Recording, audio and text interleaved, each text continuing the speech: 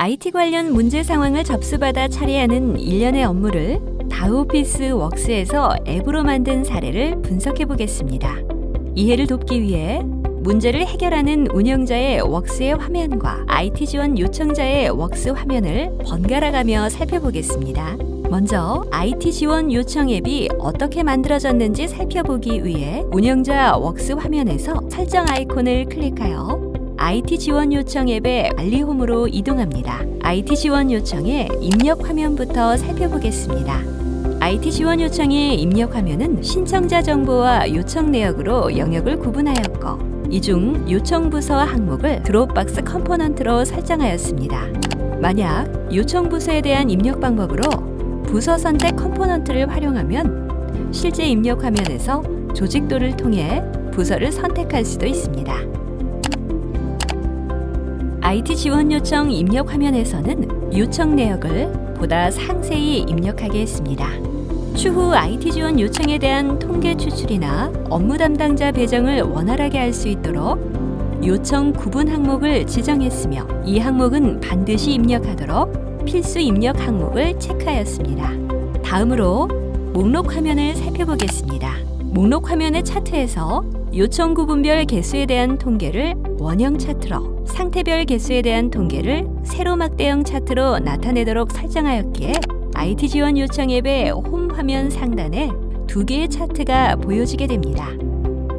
또한 입력받은 항목 중 목록에 노출시키고자 하는 항목을 목록 화면 관리에서 설정하면 입력한 요청 내역 중 해당 항목들이 목록에 보여지게 됩니다.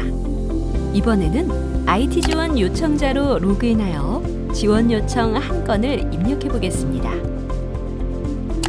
목록에는 사용자가 등록한 내역이 나타나는데, 입력 항목에 없었던 대기라는 상태값이 자동으로 부여된 것을 볼 수 있습니다.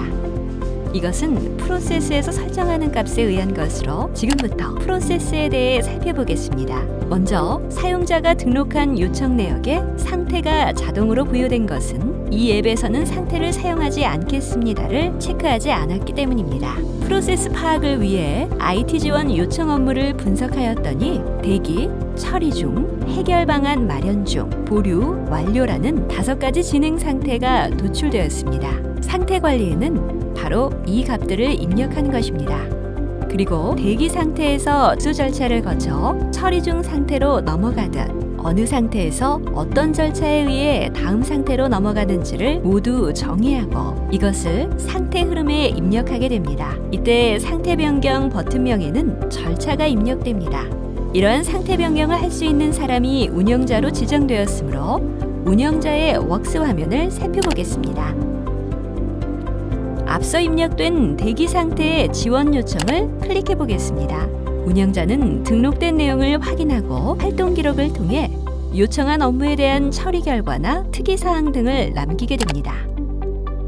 참고로 이러한 활동 기록 작성은 곧바로 등록자에게 알림으로 전달되어 필요시 운영자와 등록자가 댓글을 통해 지속적이고 원활한 커뮤니케이션을 할 수 있습니다.